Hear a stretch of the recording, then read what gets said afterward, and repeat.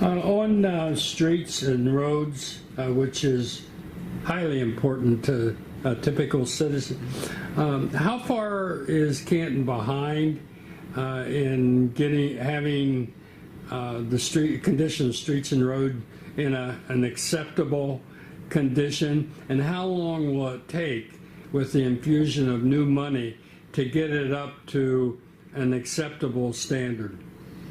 Again, I'm waiting to get by Tuesday before we say to our engineering department, give us some choices.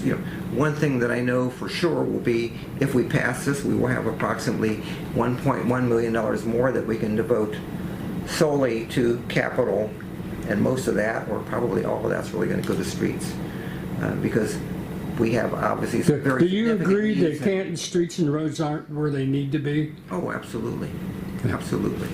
And we're 10 years away from that. Maybe we're more than that away from that.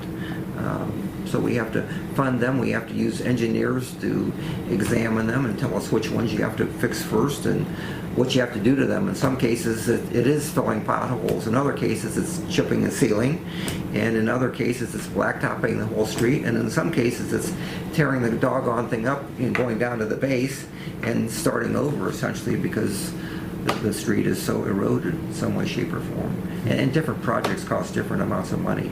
I think just the paving which is rather extraordinary, with a little bit of base work just where needed, which wasn't a whole lot, I don't think, but paving of 30th Street between Market and Cleveland Avenue, which was 2 years ago, I think that was like a $1.5 million project. Okay. So paving is expensive. Streets are expensive. Again, I emphasize, though, the need to put the money into the comprehensive plan as opposed to streets, because, again, people didn't leave Canton because the streets were bad. They left Canton for other reasons, and we have to get back to those core areas.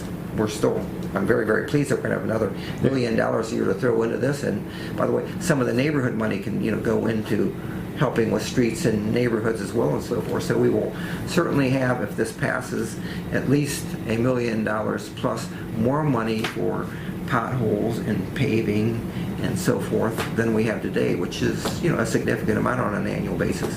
I think our annual paving is probably, I'd have to actually see a number on that, but this probably comes close to doubling the amount that we use on an annual paving basis. So it means that we should probably get twice as much work done.